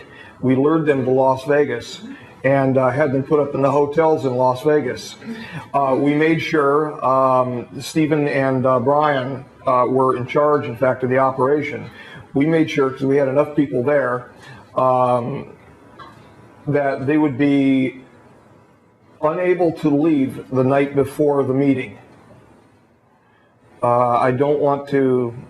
They were our guests. They were our guests, whether they wished to remain our guests or not. Another reason is a couple of the people that we had present were those who had my name added to the treaty system as well. And we were pretty upset about that. Well, yeah. And because I never assented to my name being added to the treaty system. But I wanted to make sure they had a ringside seat. They had a western a series of western facing rooms between 15 and 25 floors up. We did in fact have the bolts removed from the windows in this particular hotel in Las Vegas, Nevada, in case the oceans, if they would happen to see the oceans coming from the west, they were welcome to leave the room by any means other than the room's door. We were not real happy with these. If humanity was going to drown like rats, so were they. What's the status of the treaty? The treaty is going to be expunged at the end of 2020.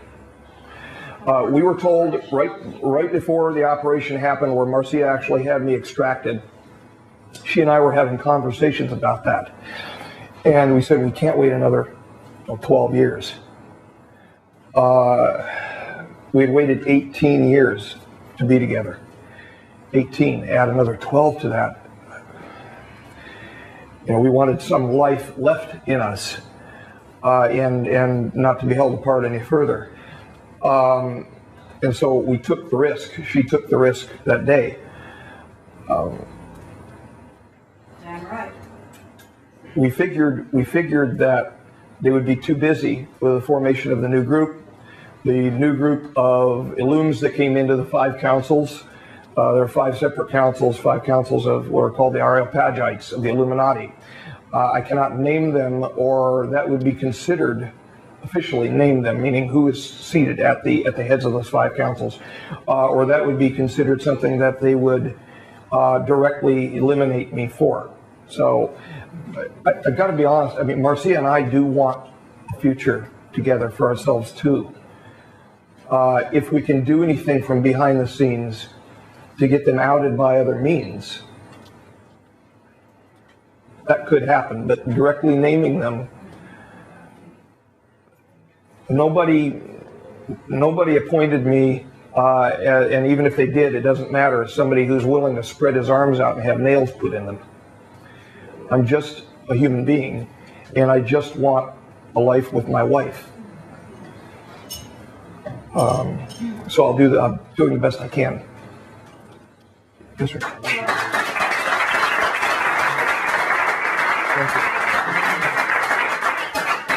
What would be the best way to learn more about the content of the treaties? Is there a record somewhere that people have spoken in interviews or? Not much. Not much. Marcia and I have been considering doing an entire DVD concerning the specific content. We just haven't gotten to it yet. It's a matter of time.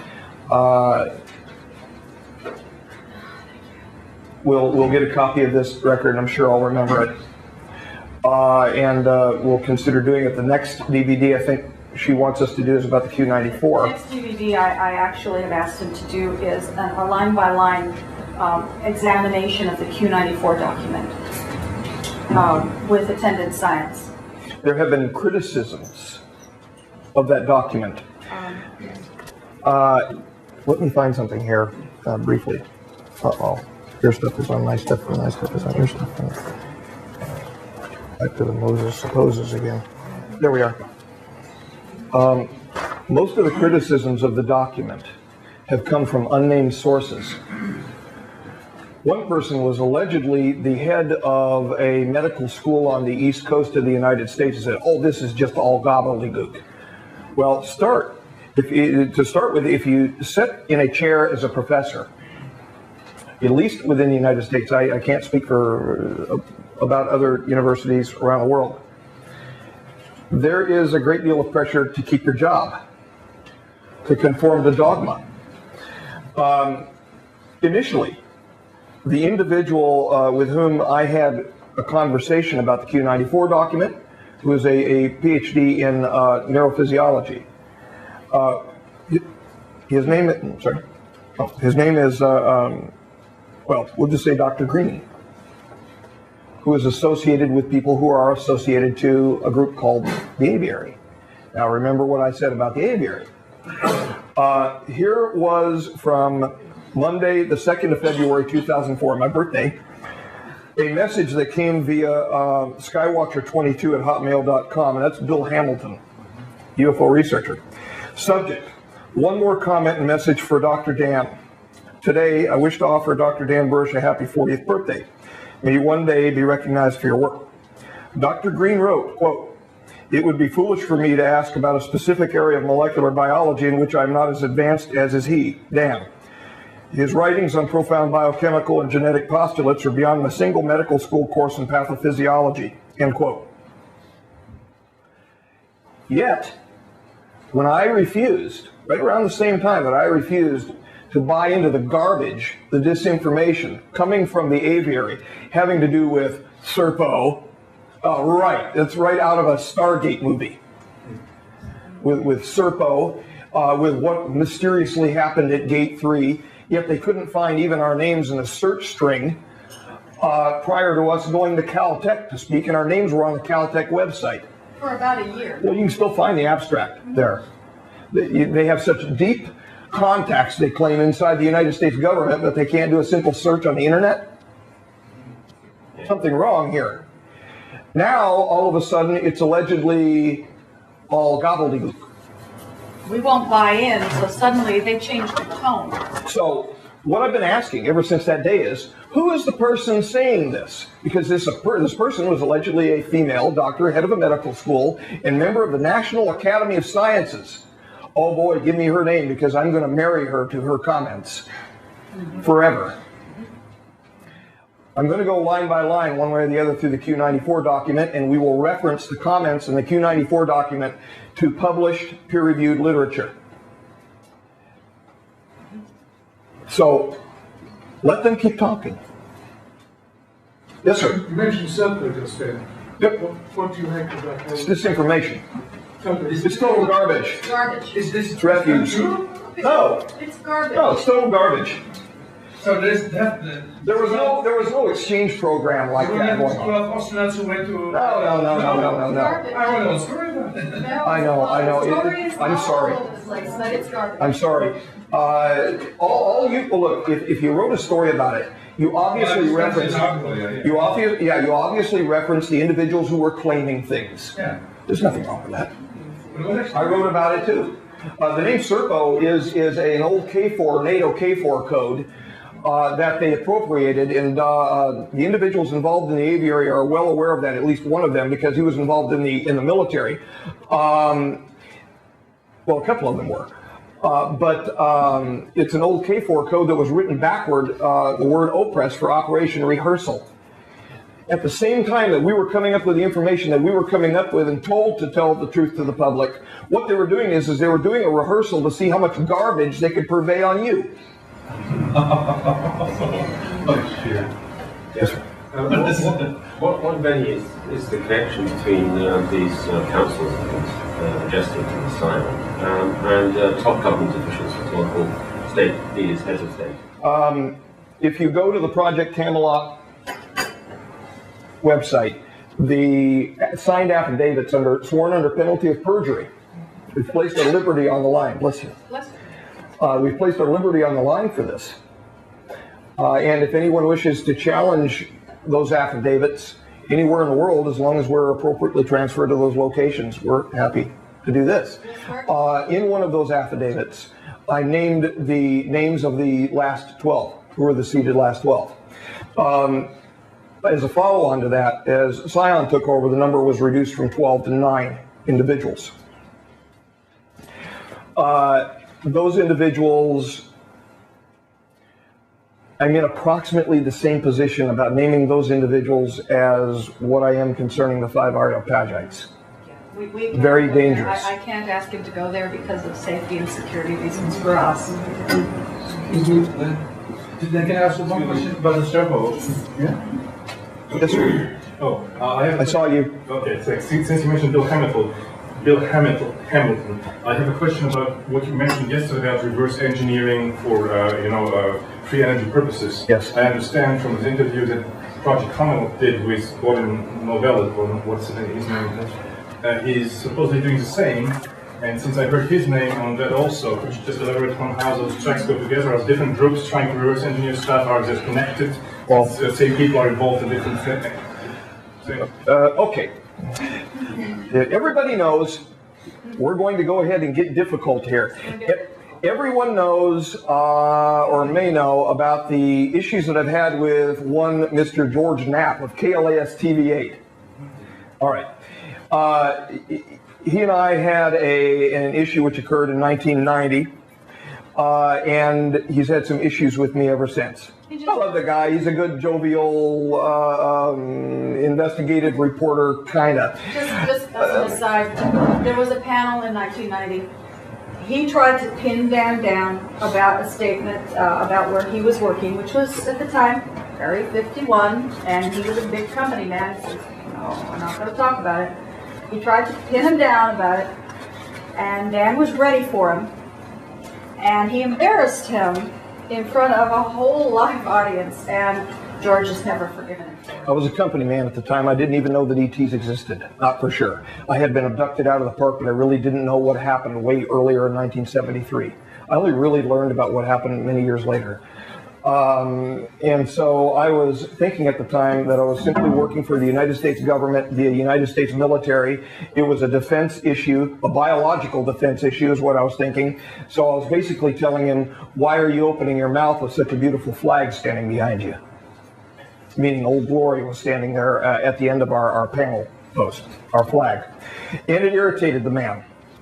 And I also, Dale Etheridge, a little bit more than that. Dale Etheridge, who was the Clark County Planetary Society coordinator, the planetarium coordinator for the Clark County area,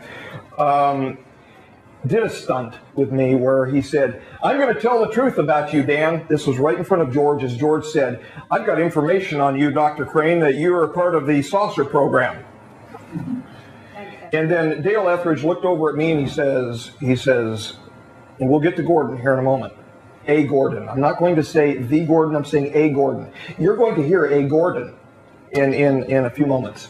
But actually hear him on our answering machine.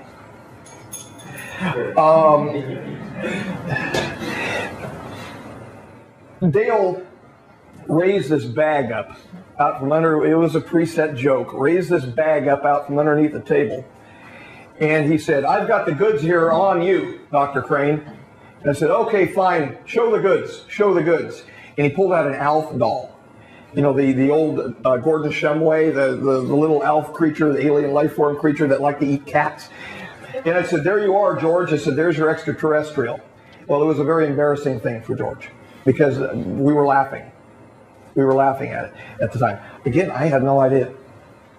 So I was a very, company man. I was a lot more brash at that time. And I was a lot more willing to deal with him that way. So we never exactly forgave Dan. Right. Now, the reason why you're being told this is George indicated that he never called my home. And I'm going to get to Gordon. But George indicated that he never called my home. Would you be so kind as to bring up the GK?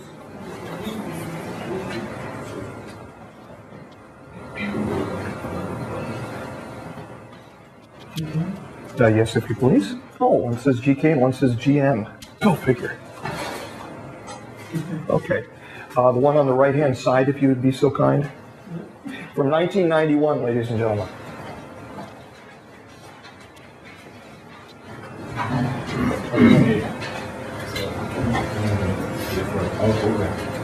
I'd perhaps have to adjust the sound. That's fine. We can run it a couple times. Just a short audio.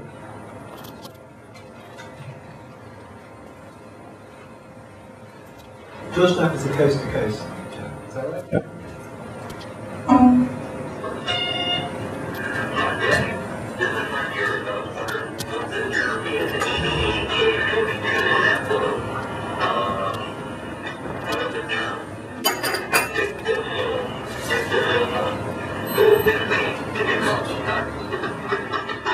He claims he never called me.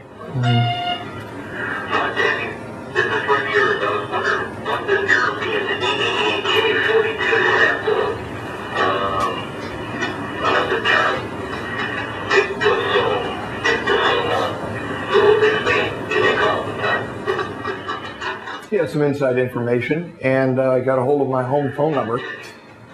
Okay, thank you. Thank you. That's fine. Okay. All right. Now, we are moving, EBE, extraterrestrial biological entity. Now, we're going to move forward into 2009. Would you be so kind as to do the GN, whomever that may be, the GN 2009 wave files. Here is coercion coming. Within the WinApp, we also have the volume slide. It was pretty much down. Then, can I have a small one? Name is Gordon. I am getting ready to leave Vegas and have lunch with your old buddy George Knapp, and I'm not going to mention any of our Well, that'd be so good of him not to mention it. What I want to tell you was thank you for the Shirley Bassey thing. It was brilliant and excellent. I would like to meet this Goldstein and Stansfield pair if they're real, and because it would help to credibilize you. There is what's a credibilize? You're not real, and that none of it's real. So I'm sure you know what the Knapp has to say. Team members. And, et cetera, but we still want to talk business. And we can't do business without talking business. It seems to me to be mandatory to be able to talk about what you can deliver and find out what you're offering and do things. He ran out of tape time. Oh, that's fine. Thank you.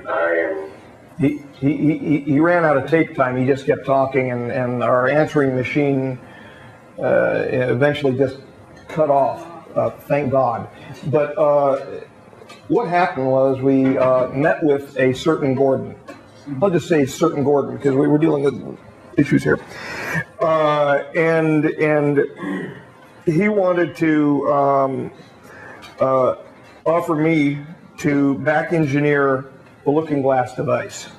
There's a time issue, and we want Argo for the carbon dioxide sequestration. We're not going to be playing with these time issues. You should have learned by now. I mean, we're capable when we get hit with a stick over our head enough of learning. He also claims he does it for energy reasons. So is he? He claims a lot of things. He claims it's for energy, but what he wants is control. He wants control of energy. He wants control of the technology that allows forward looking. Now, we had agreed to meet a certain Gordon at Ellis Island Hotel Casino in Las Vegas for dinner. He wanted to discuss business. This was a follow-on to that night where we were supposed to have dinner. We walked up. He had a lovely lady with him. This certain Gordon did. And we began to have a conversation. And he said, so you two are getting married. Now, a certain divorce action was going on at the time, and we were doing everything we could to get that done with as quickly as possible because of the issues involving the children that we've mentioned. And I said, yes, next month we're going to be married. And he looked over at Marci and he says, well, you've been concubining for a long time. Yeah, he called me on war. And I looked at her and asked her what her intentions were for me, reference him at that moment, whether or not she wished me to act in certain ways toward toward a certain Gordon, and she indicated no. She told him that she had been deeply offended, and I stood there and continued to wait to see what she wanted to telegraph me to do. And he apologized, and then he came back and made another sexualized comment saying, well, you're more the sergeant anyway, meaning a control issue involving our sexuality. And at that point, she looked at me in her ladylike way and said, isn't it time for us to leave? And I said, yes, it is. So what we did, she then looked at Gordon and she said, have a good dinner, Gordon. And we turned around and walked away to his yelling, hey, guys. As a follow-on, the next day, that recording arrived on our home answering machine, and you can see the use of the name George Knapp is an issue of, well, I'm not going to talk anything about our faux pas. There was no faux pas. He acted like a Dumbass. All right. Now, there are separate teams. He's just a dumbass. There are separate teams. There are separate teams attempting to back engineer said devices.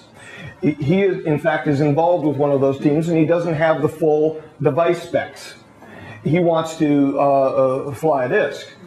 He does not have an inertial integrator and injection unit. I happen to know how that's put together. Remember what I told you about his memory and how when he looks at a schematic or he looks at a mechanical, Now, he memorizes when he looks at this might be very, very irritating to some people. I actually have a publication here which is being used by his group, a certain Gordon's group, to I don't think it's available via the internet, but it was an unfunded study done by, and I'm not going to name the individual, but if I happen to lay it here, if people see it or whatever, by a PhD out of Florida. And the study's name is Resolving the Psychosocial Paradoxes Associated with Gravity Nullification, Time Travel, and Propellantless Energy by January 24th, 2006. Very few individuals. It was basically a question-answer format, and then this certain PhD came up with certain conclusions. But it's the selection. It's the unbiased selection. When you do a real study like this, a sociological study, you have to have an unbiased selection of individuals. Well, there is a very strong leaning. Okay? There's a very strong leaning in this paper on quotes such as this. Most people commute to work. Duh, right? And since larger industries would break down with the elimination of fossil fuel, people might be more inclined to remain in their communities and thus would be a breeding ground for fanaticism.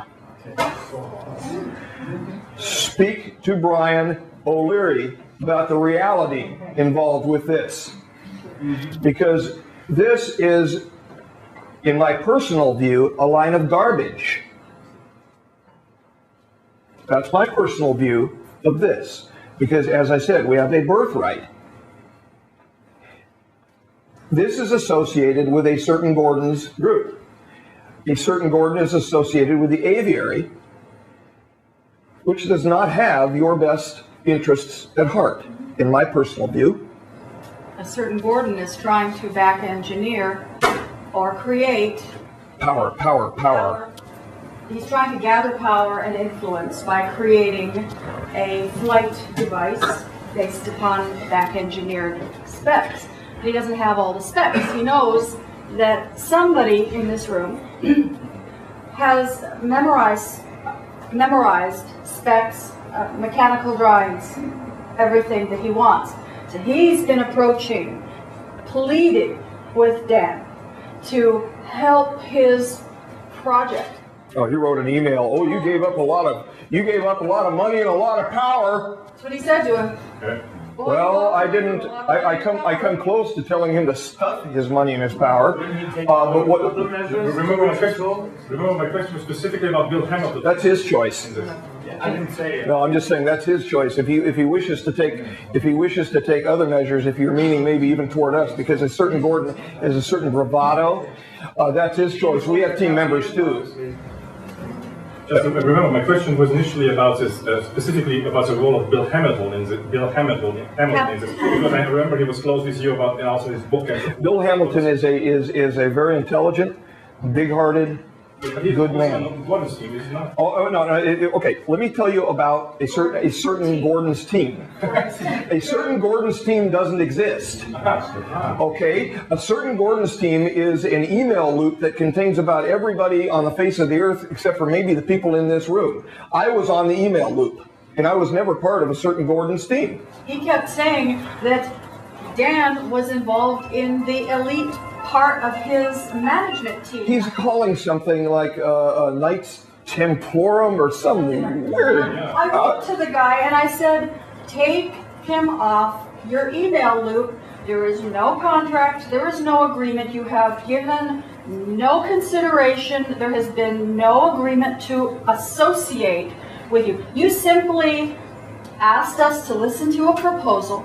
We listened to your proposal. We said no, enough. And he didn't get it. He still doesn't get it. Well, most of the emails have ceased now because at least for a time we put all of his emails and that phone call on the open internet so everybody could hear it. We were tired of it. Including all of this business of you turned down all this power and this money, and even an admission of what he called her. We just put it on the internet because I was frankly sick of getting harassed by this guy. We finally ordered him to stop harassing. Yes, sir. Did you have experience with remote viewing? Myself, no. No. Yeah, I did, in fact, use some remote viewing results for Lotus, because on more than one occasion with Lotus, I got to the point where I did not know where we were going with it because it's such a strange phenomenon. But Deborah, in fact, my former wife, was the individual. Ladies, gentlemen, please, we've got to take a moment to change the tape. Is he still good? Okay, we're up. His name. Okay, we're back on? Yes. All right. His name was, in fact, yes, I promise. I promise you I'm going to get. His name, in fact, was in an email group. We're talking about Bill Hamilton. Was in an email loop with a certain Gordon. However, aside from, well, I don't want to get into personal issues involving Bill.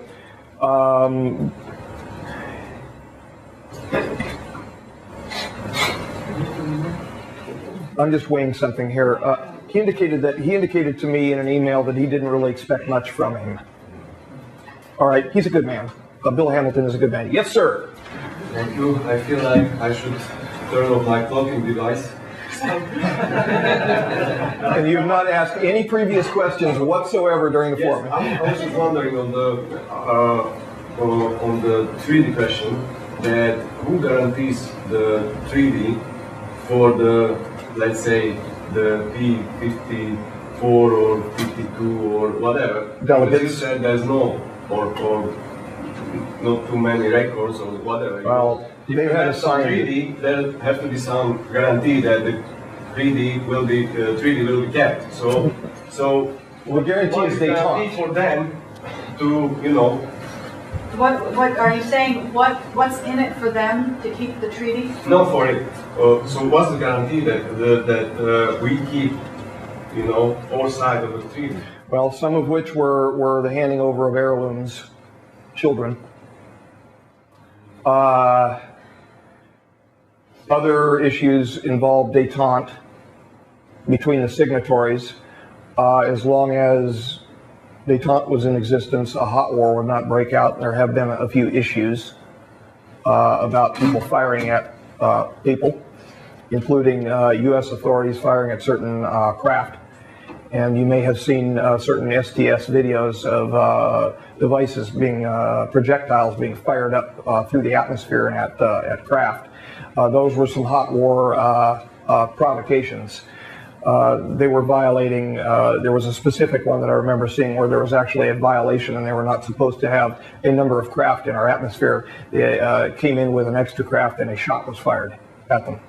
A couple shots, I believe, and there was a right angle turn on a craft, and you see it exiting off over the limb of the earth.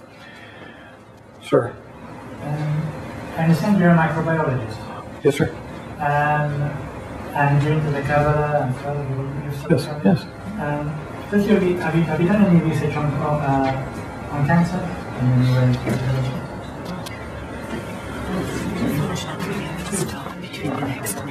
Could you hand this to the gentleman, please?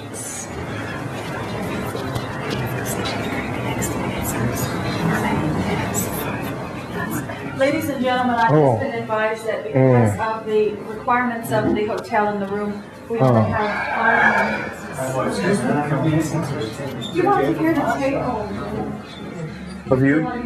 Just run it. Okay, this is going to be Zurich, the Zurich 2009.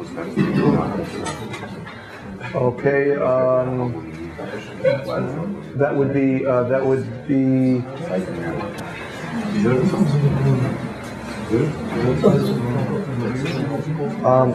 go ahead and go ahead to run with the photograph of Marcia. Let's try it. 16. That's it. If you want to hear her that morning. It's an audio. It's an audio tape of the morning of March 28, 2009, while we were addressing the individuals that we had as guests in Las Vegas, Nevada. The morning and the moment that the T2 event was supposed to have occurred. We began that simple Unity Flyer program while Terra World was being produced. We did this so we would meet or exceed that preset looking glass quota at the rate now displayed on the screen. We accomplished the first goal by September 2006, and given the expected rate of information spread, the last number above right, by the end of 2008. We actually surpassed that number by middle of 2008 due to the other events that drew attention to Dan and myself.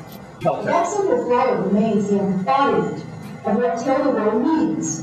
Tell the world that we, as the human species, have reached that moment of decision, that moment of bifurcation, the moment of collective truth, the time of the cycle's cross.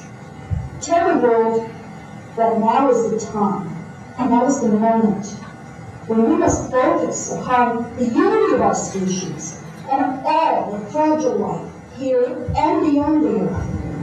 We shall survive this time of the cycle's cross, the time of the predicted catastrophe of Foconari, and humanity has chosen to refuse the path that would lead us to schism. We have refused to perish through brokenness. We are destined as children of the stars. That was cut off. You heard that little wisp at the end. That was the team and those assembled, the good guys, whistling and stomping and all of that. But we tried to cut most of the team's voices off for their own lives, and most of them are retired now. That gives you an idea. Thank you. Thank you. Yes, ma'am. Two questions. The first one is the Omicron treaty was scheduled for 2009. So I'm just wondering if that's happened or if it's still be scheduled. If it's happened, what was the outcome, and if it hasn't happened? It has not happened. There were no shows. They didn't show up for it. And second question is, I was wondering if there are any other treaties or communications in place with other forms of life apart from the B-35? None to my knowledge, ma'am. Thank you. Just short of this idea that I have, I go through, really can refer to it. Could it be that you're a little bit sidetracked? Because the thing is actually, I mean, you're talking to J-rods. As far as I know, what is danger from the future are the grays. I've been working with the grays, they're pretty tough stuff. But the real danger are the Zetas, the Anunnaki, the reptilians. I mean, these are the really danger for the future of humanity. I mean, in the whole story, these don't come back. And well, I can speak to the issue of Anunnaki being a Sumerian influence or a cultural archetype or gods of their belief system. I can speak to the reptilian issue because while being trained by a P-45 J-rod, they appear, due to their neuropathy, their stance, their cocaine-like disease stance, to be very lurching and extremely reptilian in appearance. Aside from that, I cannot account for any of the other accounts concerning alleged grays of non-human lineage. I don't have that information, and I cannot account for that. After 20 years of working with the folks that were under affidavit signed, having worked with, it was not in our standard operating procedures or protocols. It was never spoke about, save, and no ill intent or umbrage to be taken, save I heard a lot of the senior operators snickering about the folklore that was injected into the ufological communities worldwide. And that doesn't mean that it's not happening. I don't know everything. All I know is what I've experienced and what I've learned during my 45 years. It's part of this disinformation about Sturpa. It's part of the story also that the Zetas are cooperating with the U.S. Army. Is that part of disinformation? Or is that true? Well, I wouldn't call them Zetas because they've never called themselves that. The ones that to which I'm aware, anyway. But I'm not aware that they call themselves that. It's like you know, I met an individual, and I don't want to apply a label to that individual that he would not want to apply to himself, like I wouldn't want a label applied to me. The cooperation was extensive, has been extensive, with more than one branch of the United States and what I would call foreign militaries, militaries from other nation states. Extensive cooperation. Yes, sir. 1 minute. 1 minute. Ladies and gentlemen, thank you. I just wanted to ask you if you can confirm some images were around on the internet that the P-52 look like, because even if you draw themselves. There are no, to my understanding, actual images of an extraterrestrial placed on the internet. None. You mean this is all disinformation? I mean, I don't know what the intent. I have never seen every image on the internet. I don't know what the intent. Okay, I don't know what the intent is. For instance, if somebody looks at a picture and they truly believe that that's what they saw, or they draw it, then that's what they believe that they saw, and I'm not going to impeach that for any reason. However, photographs, to our knowledge, videos of them, none. None have been. None. And I would give my canine eye teeth for one. Do they exist? Oh yeah, well the photos exist, yes. It's operated on. What about that one? What? They showed it in The Operation Autopsy. Oh, the alien autopsy business. I've looked at that film very closely. That appears to be a reverse engineered autopsy of a dead human being. Appears. In other words, my best guess is that a cadaver was laying in the prone form on her tummy, had her back opened up, items placed inside, including phony organs, etc., turned over, and then they came in. None of these individuals, none of them who walked in with an alleged alien would have been dressed as you saw dressed. None of them. It was totally hokey to me when I said, that's the best word I could use. It just looked hokey. And it frankly upset me a great deal because the polydactylous female, I believe there was more than 5 fingers. Yeah, a normal human genetic condition, polydactyly, as well as syndactyly. But no. Just one thing, there was an autopsy about the being it was very short, like 50 centimeters, and about this dressing, the Russians did autopsy too, and I think they don't dress like, you know, you saying in the fancy suit or expensive suit. Bill Uhouse, correctly testified to a P-45 J-Rod at the Los Alamos National Laboratory, with whom he worked for the use of diagnostic equipment for the propulsion and avionics systems.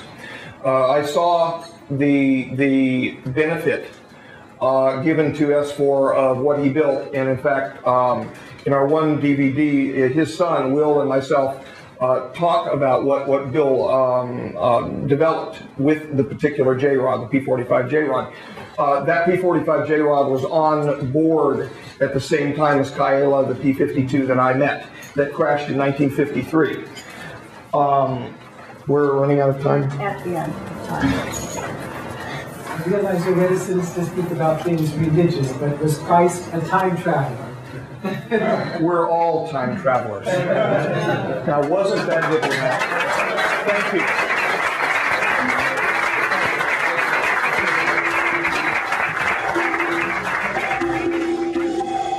Thank you.